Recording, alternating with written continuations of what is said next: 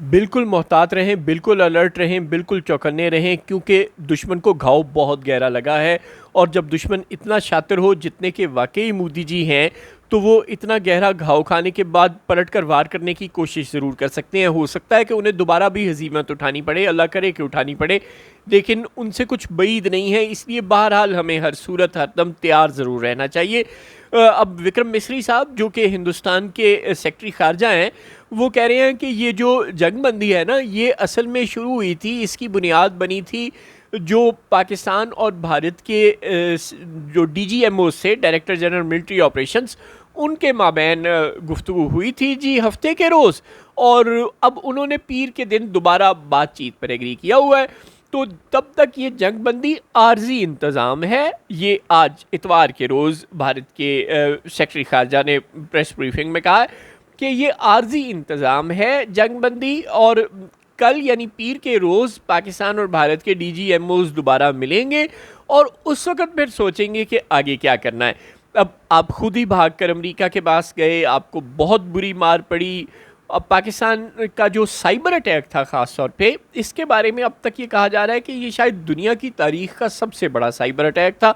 Pakistan air force ने सबको surprise करके रख दिया है, पूरी दुनिया को सरप्राइज़ करके रख दिया है। पाकिस्तान के अपने लोगों को भी अपनी एयरफोर्स की इस सलाहियत का चंदा नहीं पता था कि एयर अटैक तो उन्होंने जो शानदार किया है, अपने से कई गुना बड़ी फ़िज़ाइया का एयर डिफेंस सिस्टम तक उड़ा के रख दिया है। पाकिस्तान के अलावा शायद ही दुनिया का कोई मुल्क ऐसा हो जिसने किसी दूसरे का इतना बड़ा एयर डिफेंस सिस्टम, जिस पर उसे इतना गुरूर हो, उसको बर्बाद करके रख दिया हो। लेकिन बहरहाल ना सिर्फ ये कि पाकिस्तान एयरफोर्स ने फ़िज़ा में बहुत मुकाबला किया, मिज़ाइलों का डिपो तबाह कर दिया। आप सोचें कि अगर उस मिज़ाइलों के डिपो में 100-200 भी इंडिया के मिज़ाइल थे जो पाकिस्तान पर चलाए जा सकते थे, तो वो सारे के सारे तबाह हो गए। कितनी बड़ी कामयाबी है, एयर डिफेंस सिस्टम बर्बाद करके रख दिया। 3 एयर डिफेंस सिस्टम थे टोटल इंडिया के पास, जिनमें से एक बर्बाद हो गया। और यूं पाकिस्तान की सरहद के साथ जो कलीदी एयर डिफेंस सिस्टम था, ज़ाहिर है इंडिया बड़ा मुल्क है, बाकी दो तो उसके वैसे भी चीनी सरहद को मॉनिटर करने के लिए थे, तो जो पाकिस्तान की सरहद के साथ उसका कलीदी एयर डिफेंस सिस्टम था वो बर्बाद हो गया। लिहाजा अब ना तो इंडिया मजीद पाकिस्तान के खिलाफ करीब से ड्रोन हमले कर सकता था, ना ही उसके जहाज़ों को गाइड करने के लिए कोई करीब से अच्छा सिस्टम और प्रोटेक्शन करने के लिए मौजूद था। यूँ उसके लिए हथियार डालना तो फौरी तौर पर बहुत ज़रूरी हो गया था। वो खुद भाग कर अमरीका के पास गया, उसने दरख्वास्त की सऊदी अरब से, यूएई से, अमरीका से, तुर्की से, और जंगबंदी हो गई। लेकिन अब चूंकि उन्हें समझ आ गई है कि अगला इलेक्शन हम हार सकते हैं, जो कि वो बिल्कुल हार सकते हैं।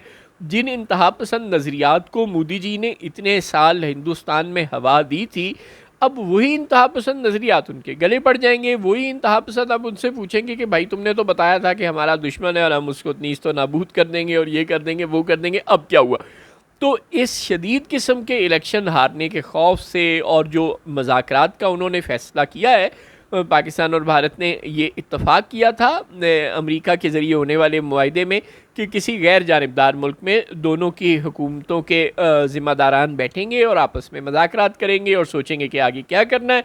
लेकिन अब हिंदुस्तान कहता है कि इस मामले पे अभी कोई गौर गौज़ नहीं हो रहा, पहले डीजीएमओज़ की मीटिंग होगी पीर वाले दिन, फिर आगे सोचेंगे कि जंगबंदी का क्या करना है और मज़ाकरात शज़ाकरात करने हैं या नहीं करने। यानी कि अब उन्हें समझ आ रही है कि ये तो बड़ी वड्डी हमने चवल मार ली हुई है, पहले जंग छेड़ के और उसके बाद जंग हार के, तो अब वो कोई फेस सेविंग का रास्ता ढूंढ रहे हैं।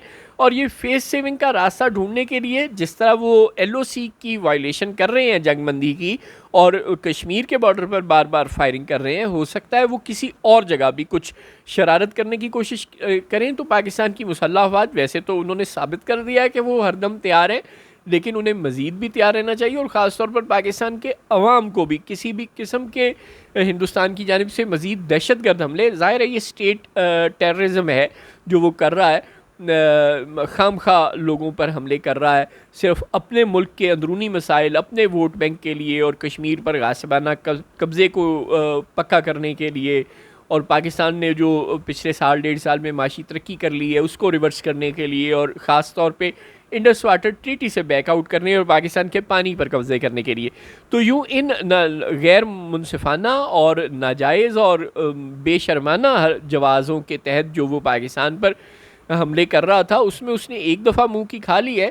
लेकिन अब हो सकता है कि वो अपने वोटर को खुश करने के लिए और अर्नाब गोस्वामी टाइप ज़हनियत जो उन्होंने वहाँ पर ख़ुद नर्चर की है, कल्टीवेट की है हिंदुस्तान में बीजेपी ने और आरएसएस ने, अब उस माइंडसेट को सेटिस्फाई करने के लिए और उसका एतमाद दोबारा जीतने के लिए वो शायद फिर कोई छेड़छाड़ करें, और हमें उनकी छेड़छाड़ से मुकम्मल तौर पर तैयार रहने की ज़रूरत है।